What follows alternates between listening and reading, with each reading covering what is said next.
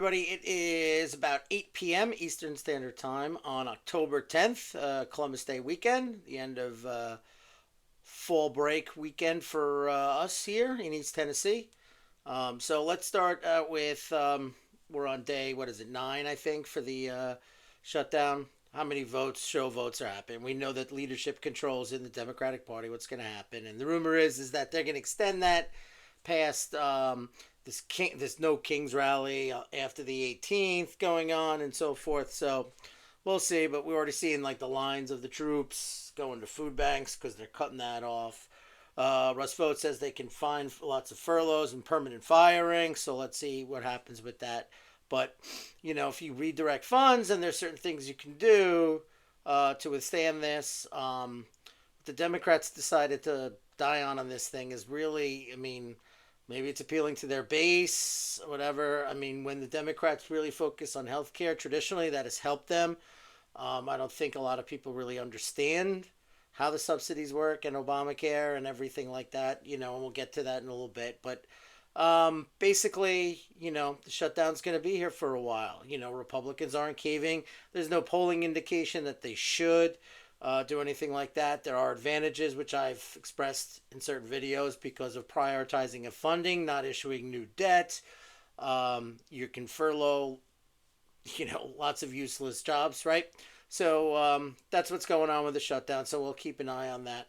What else is going on? We know about the Gaza peace deal. That was good. You saw the clip on Fox News that was going around, with the huge line of people going back to northern Gaza. So that was good. And the whole Nobel Prize thing they give to the Venezuela opposition leader. Meanwhile, she dedicates the winning of it to Trump, which is hilarious to me. Obama, who, for some reason he got it in the first hour of his presidency. He continued most of Bush's policies going forward on the foreign front. So that was interesting. But we'll see if that deal holds up. I think that both sides are, exhausted for the war. You have the collateral damage. You have all the dead Palestinian civilians. And you have the damage going on and the lingering reopening of the conflict between Israel and Iran. So, but let's see how this goes, because what happens is if Hamas gives up the remaining hostages, they also will give up any kind of leverage, which is one of the reasons why they took the hostages in the first place. Okay, also to free Palestinians that were being held by Israel prior to October 7th, 2 years ago, and so forth. So we'll see how that goes. My gut is telling me Trump's just had enough of BB and what they're trying to do. Like he said, you can't, I heard he said something like, you can't take on the whole world here. You know what I mean? So we'll see what's going on with how that goes. We'll keep an eye on that, whatever. Last thing is there's a big rally tonight going on right now in Wildwood, New Jersey for Chitterelli for that governor's race. Scott Pressel's there, other people are there. So I heard the crowd is good. I saw quick pictures of it while I was on X. So that's good. I think that one, we were close last time with turnout. I don't think the Democrats going to let it be that close. But if you get some sentiment change, Trump only lost the state by 6 points. That is because of that white working class voters, but Hispanic and young African American males and other, even Asian working class voters, were sick of the Democratic Party. Now, they're not Republicans, but have the Republicans done enough on the illegal immigration front, other avenues, to say, I still want the Republicans in power. So we'll see how that goes. It is traditionally you would go by 2021, right? Because that was the last time. You can't compare it to a presidential election, but even midterms you can't. But we'll see what happens there, and we'll keep an eye with polling. Polling's been tight. I've seen some ridiculous poll about Cheryl was on top of Chitterelli, but when they found out that she was backing that lunatic Mandani for the New York City mayor's race, then Chitterelli, that polling is it's so hard to do and so unreliable. But I've seen some Republican internal polling that shows it's very close with enough undecideds. But again, it's who's coming out. Okay. So we'll keep an eye on that race going forward. So First thing we'll jump in with is, okay, this has to do with Letitia James getting indicted now for bank fraud. So these are some good ones. This is Cat Turd. And he's been doing this all day, by the way. Okay, because the Democrats are talking about weaponizing the justice system. It's like, what? Were you not there? Do you not there? Let's start with Bannon and Navarro doing 4 months each for exerting executive privilege, not getting defense counsel in an illegal J6 committee, criminal referral, which they should have been like, well, this is ridiculous because you weren't following House rules for the whole J6 committee, and you have a case here for, for executive privilege. Okay, but they got it for you. So then we go into, let's see, the indictments of Trump against in Atlanta, New York City, the bullcrap rape with that woman, Jean something, Jean Carroll, that's who it was. Then you have Mar-a-Lago raid, and you have the indictment of the electors. You have the over-prosecution of J6 people who didn't even walk in the building on J6. So let's not talk about weaponizing. And the whole Russia hoax thing. So unless they're in La La Land or just want to believe, and they just run for their side. That's it. Any means necessary. That's all. So you go. Mark Warner, Donald Trump has weaponized his Justice Department against another one of his political enemies, Letitia James. 2022. Promoting law and order means no one is above the law. So there you go. So according to Democrats, no one could be. You'd expect a few, but they were targeting people in Trump world. Okay? God, what's the guy's name? Manafort, Roger Stone, right? Okay, this is a case of bank fraud. They didn't create 37 fake things because he put it on an accounting ledger, what was a legal expense. What was Trump supposed to do? Put it as a campaign expense? It's insane. But it shows the hypocrisy of these people. But thought I'd share that with you because Cat Turd's been doing this all day. All right, so going back to healthcare. So this is interesting. So at the bottom, I'm really sick of hearing this. The government is not subsidizing people, they're subsidizing insurance companies. That's correct. Okay, remember when Obamacare was passed, the stocks, healthcare stocks went through the roof, right? Because you're mandating people to do that. And then it's also no competition. Okay, that's why the Republican House bill, back in 2017 was great. Because when the area put all these people who had preconditions into the individual market. Remember, most people get their health care from Medicare, Medicaid, or their employer. Okay? There's a very small individual market. They put so much mandates on it, what had to be covered, and then what they also did is say everybody has to get it. And it made it so expensive. So what the Republican plan did was take out the negative part. It actually socialized it. So it skimmed a couple bucks off the top. Everybody created a pool so that those people who were in that market, right? Because if you have 1,000 people in a mid-sized county that are in the individual market and 100 of them are deathly ill, it's going to drive up the cost in that county market. And remember, these things were done on the county level. Okay, what that plan did is it would take those 100 people out and it would make the difference in the cost spread out, whatever. Okay, it was saving the individual market. Because you had counties where only one insurance company was in the individual market, whatever. I mean, they should go into groups, any kind of group. Rand Paul was talking about this. Why can't, anybody on my block, why does it have to be just my trade association? Form groups, whatever reason you want for a group, and go get it, whatever. That's one way of doing things.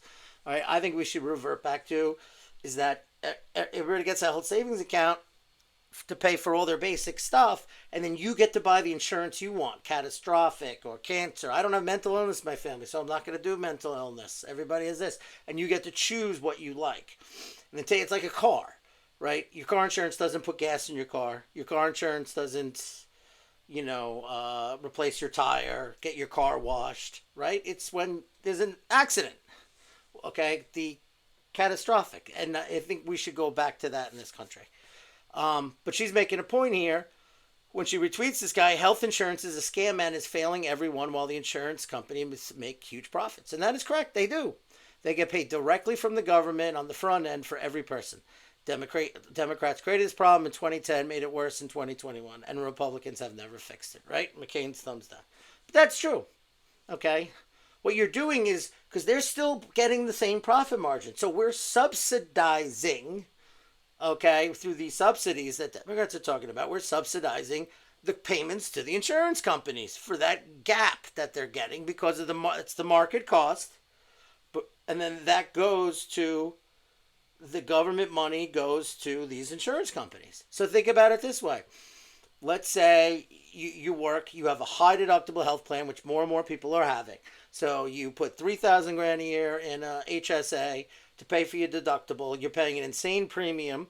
So unless someone breaks an arm, gets sick, or whatever outside for your annual visit, or like you had to go for, a sniffle, okay, you don't hit your deductible. You pull it out of your HSA. But at the same time, you're subsidizing someone else's health insurance industry that's going to the insurance companies for profits. And that's the point she's making here. She's absolutely correct. And this is what the Democrats are fighting about. The subsidy for this. How about fix the problem? And that's what Marjorie Taylor Greene is going. I'm liking her more and more lately. So this is one reason why I picked this one for it, because it's appropriate. And people aren't talking about it. Fix the problem. We don't. We fix the Band-Aid and kick cans down. We make a Band-Aid and we kick cans down the road instead of fundamentally changing the systems. So I thought I'd share that with you. All right, so we're going to move off the domestic front now, and we're going to go into, I said that polling was coming out and stuff for the Dutch elections, which are at the, actually I forgot which date it was, but towards the end of October, so we're getting close there. So PVV, that's Geert Wilders' party, is on top. Now, if you don't know, the Dutch government collapsed because of a vote, they voted against it, voted no confidence. When he formed the coalition, Geert Wilders was one of the things where for a couple parties to come in is that Geert himself couldn't be prime minister. But he's still a big leader behind the scenes. So they're leading now in the poll at 20%. Now, if you notice, PFE, that is the Patriots for Europe coalition. That's the European Coalition for European Parliament that they associate with. Okay, that's the same as the National Rally, etc. Okay, so they're with that. But if you go down, you got the EPP. That's your globalist, Macron's types. Okay, in the European whatever. That's CDA. They're in second, 4 points behind. And then you have the Left Party at 14. The Left Party. Okay, because S&D is your typical socialist bloc in the, or we'll call it left bloc in the European Parliament. RE is another left-wing group. So you add it all up. ECR is conservative. That's the J21. And then you have FED down there. That's 3. They go with ESN. That's allied to the AfD in Germany. Whatever. EPP. So it's going to be hard for anyone. These are like the same numbers from last election that led to this fragile coalition. So they're going into the same boat here, it looks like.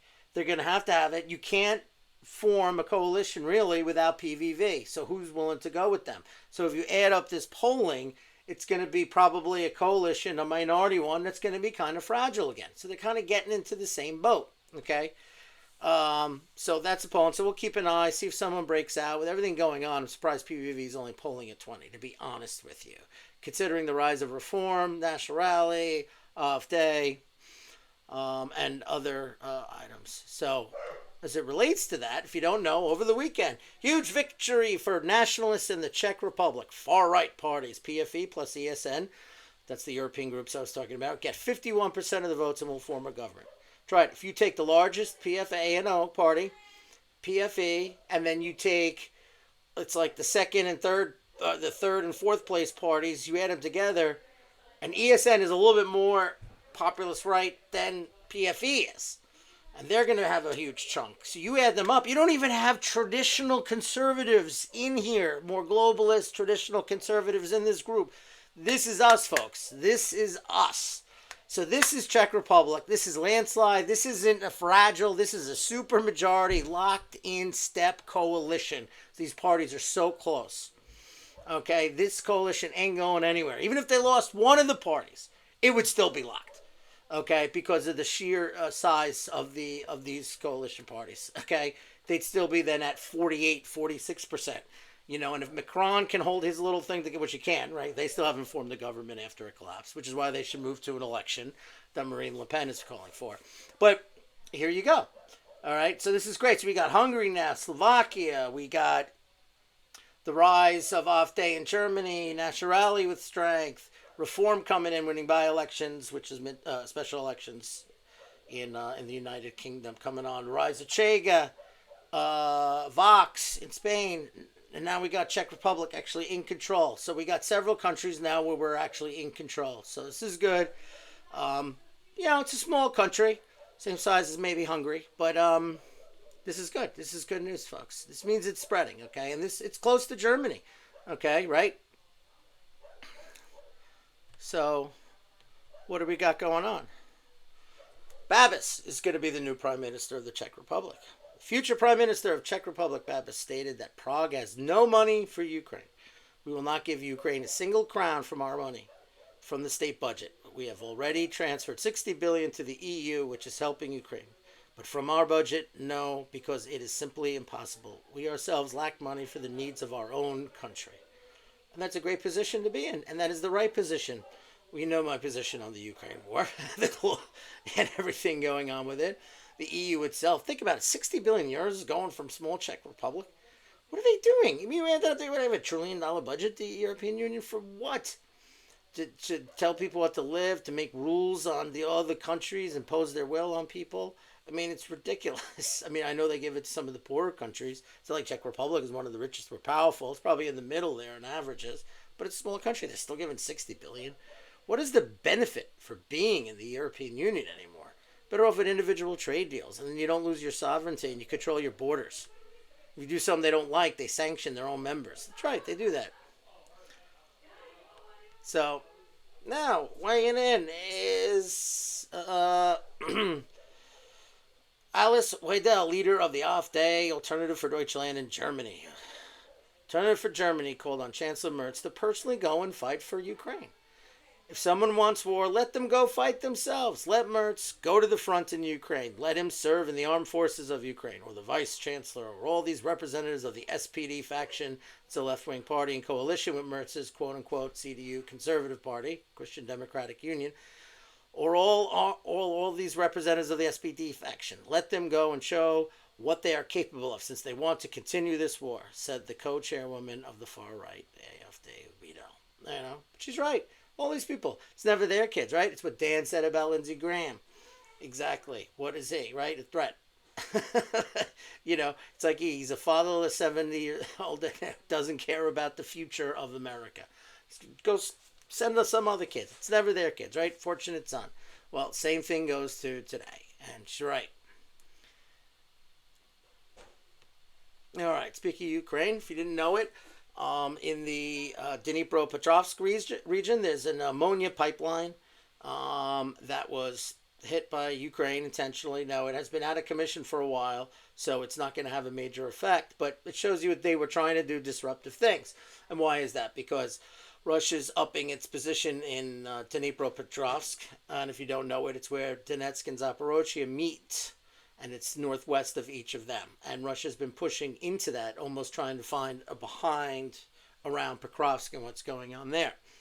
So if we move move up north a little bit, so this is the Institute Studies of War. That circle is Kupiansk. So the ISW is basically showing you, and they're admitting that mappers have been saying, is that Kupiansk is almost basically fully surrounded.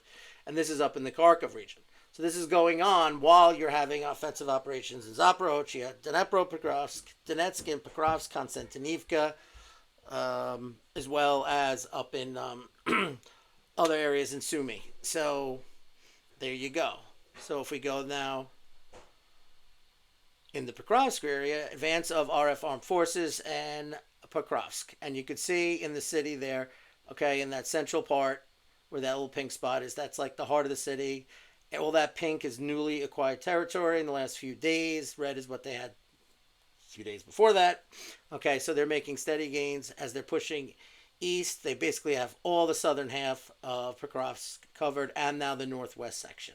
And that area I just showed you, okay, where the pipeline was and Dnipropetrovsk, that is to the northwest of this area. So if they can move and push in even behind here, they'll have to divert forces. Ukraine eventually pull out. And usually what happens is when three-quarters of the city's out, and they don't have any high rises left to hide in and rubble to hide in and whatever. Then they, before it's too late, they pull out. So we're getting close to that point. But with that being said, interesting. All right, okay. Russian army is redeploying 4 brigades from near Pokrovsk to advance on Dnipropetrovsk region. The Russian armed forces are moving troops to strengthen the offensive on Dnipropetrovsk region. Kiev sources were citing OSINT analyst unit observer. It's true. They're showing the map here of the 4 units. Now, it's not the whole 4 brigades, but units from these 4 brigades are going there. So Pokrovsk is up here in the northeast of that map. Okay, that yellow area, that's the battle lines in the city of Pokrovsk. So they're actually pulling some of the troops out. Because they have no problem. They know that they can't counterattack, whatever. So they'll hold the line, whatever. And if we put pressure somewhere else, go down. Because no one wants to go fight house to house, whatever. That's when casualties can go up, especially in the era of drones.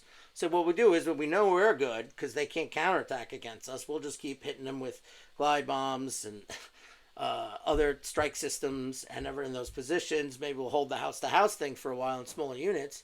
So let's put pressure on here where we're having great successes. This yellow has acquired territories recently. And they started this about a little over a month ago, 6 weeks ago, because several villages were like empty.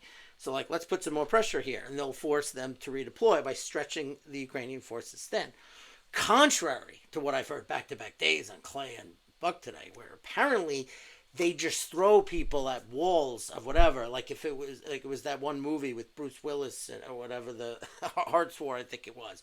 And then that's how they still do it. It's unbelievable what people think and believe. But you go on the air and you say these things and they're just not true. Okay? As a matter of fact, it's the antithesis, the patience and the way to use your strike systems and everything to minimize casualties is unbelievable. If anything, it's Ukraine. So they don't have the air support. They don't have the air defense. They don't have the artillery as much. They do have drones, which are very effective. And you don't even need expensive drones to be effective. Okay, and that's why they've been able to survive this war. And that's why Russia moves in small units and will not put these troops out there to do that.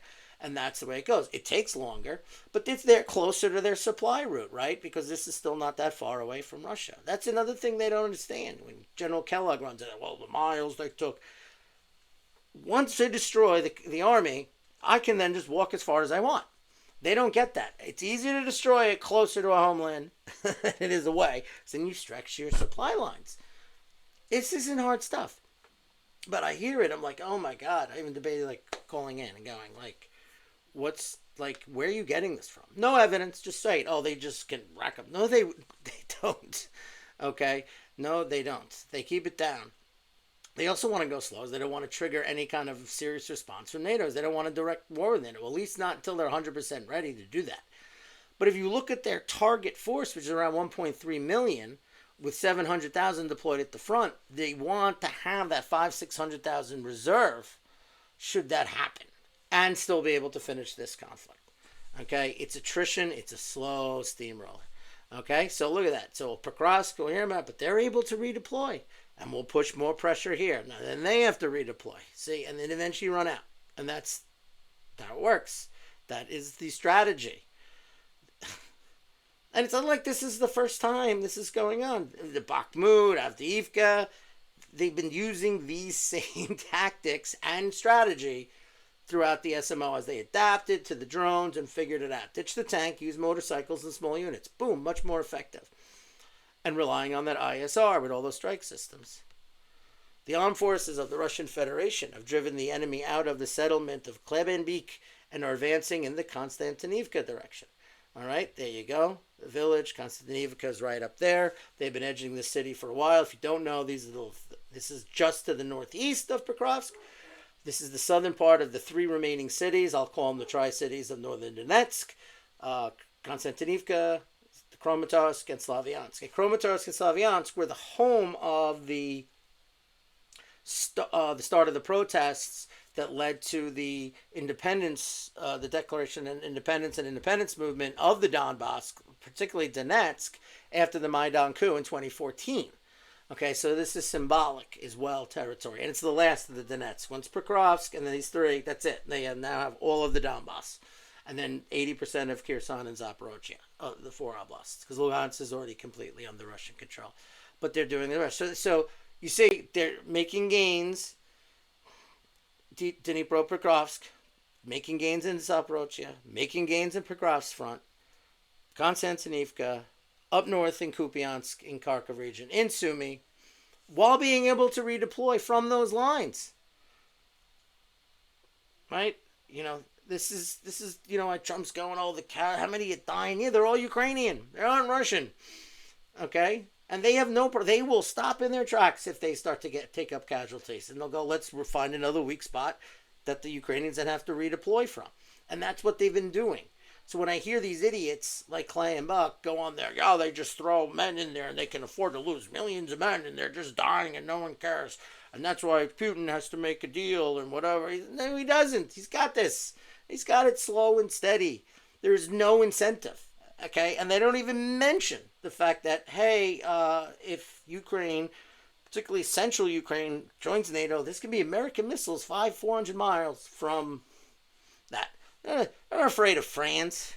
Afraid of the United States, which is not a neutral party in this war. It is the number one driving force behind the Ukrainian military.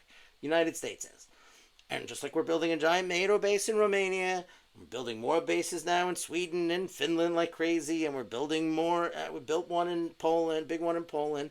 Our missiles go further east, and they don't want it. Imagine that. Wow, call me crazy. Just like we wouldn't want Russian or China missiles on Mexico. End of story. Until those security concerns are met, there will be no deal. And these two morons, Clay and Buck, don't understand that. They just do ISW, traditional Republican, Sean Hannity, Boomer Khan talking points that people still believe this nonsense. And the amazing thing is that it's not hard. They're an analyst. You think Trump personally goes to the Donbass and sees what's going on and how the tactics? No, he relies on what people tell them. And our foreign policy establishment is run by these NGOs, these think tanks, backed by the military-industrial complex and all that. Okay? And even if an analyst knows this isn't what's going on, that information won't get to him because there's an agenda that is driving it and driving that presidency. That's why our policies rarely change from president to president, even if they run as the peace president. Okay? Because it's very difficult to fight that. Okay? And they believe it, and then you regurgitate it. Now, in the case of Clay and Buck, they were right on everything on COVID. So you trust the government 100%. You don't trust the government at all when it came to COVID and other issues, but you trust them for this, where there's even more money to be made, and it's power and it's control and it's about your currency, meaning geopolitics and things like that. Of course, things are going to be, and the history, Iraq War, Afghanistan, all these people lying, everything's great in Afghanistan. It's amazing. And just regurgitate. And there are people, because they like Clay and Buck on most issues, go, oh, that's true, must be true, must be true. They're driving to work, they're doing this, and it's unbelievable. Okay? And then the Republicans can get away with this foreign policy nonsense that keeps putting us in the wrong direction and hurting us strategically. All right? Anyway. So, that's my video on that. So, I just wanted to say, like, the issue is that, why this is important is that the fundamental thing is that we know India is now trading in yuan, which is with Russia, which is interesting because Modi, especially being a nationalist, no one believed that he would ever do it like yuan. I mean, with China, maybe, but like in this way, is a very big shift. More and more nations, African nations, there's now investment going into Africa, are pulling away from the West. And with our $37 trillion in fiat currency debt, now it's not going to happen overnight. These transfer systems demand. Remember, China is now not the largest holder of American U.S. treasuries. It is now the United Kingdom. And that's because Britain just wanted them. It's because China came down to $750 billion. Okay? The world is moving away from the U.S. dollar. Okay, slowly and gradually, it's accelerating now. And as we push India away, that's what this is about. That's what these people are about. It's about our hegemonic control in Europe, whatever. We cannot have a strong, which Russia's strong, price parity. They are independent on food, energy. They make their own cars. They're good. They have all the materials and natural resources they want. And they have allies over the world, and their leadership is respected all over the world. Okay, that threatens American hegemonic power. But if this is going to happen gradually, You don't go down with a bang in a war. You adjust. You reindustrialize. You get your own natural resources. You find new relationships in Latin America. You strengthen some older ones, and you make peace and work with other ones. I don't think there's anything ideological on the global scale about the Russian government. They are a conservative nationalist country. They are a natural ally of the United States, in my opinion. You could work with that, pull them away from China geopolitically, contain China so they don't replace us as a hegemon. So that, like, we have ships over there, South China Sea. We don't want ships in the Gulf of in the Gulf of America. Gulf of America. Same ballpark thing going on here. But if they're going to challenge us as that hegemon, move it. See, we're not a superpower anymore. We're just one of two hegemons, okay? And one wants us out of their backyard. So you pull back, you contain them a little bit, and attract other nations. There's a way to do it than what we're doing now. And the foreign policy establishment wants to go one way. All right, and Trump instinctively knows it's wrong, but he gets pressured and pushed is what I think is going on. There are people who understand it. So that's why I focus a lot on the Ukraine war and those kind of issues. And it's the same, and it's what these populist movements are about in Europe. Okay, same thing. National identity, nationally countries trading with each other for what they need and things like that. Not these super globalist institutions and multinational corporations and think tanks dictating it. These elites who have trashed the West for the last 50 years want to continue us down this road and constantly threaten war. It's insane. Okay?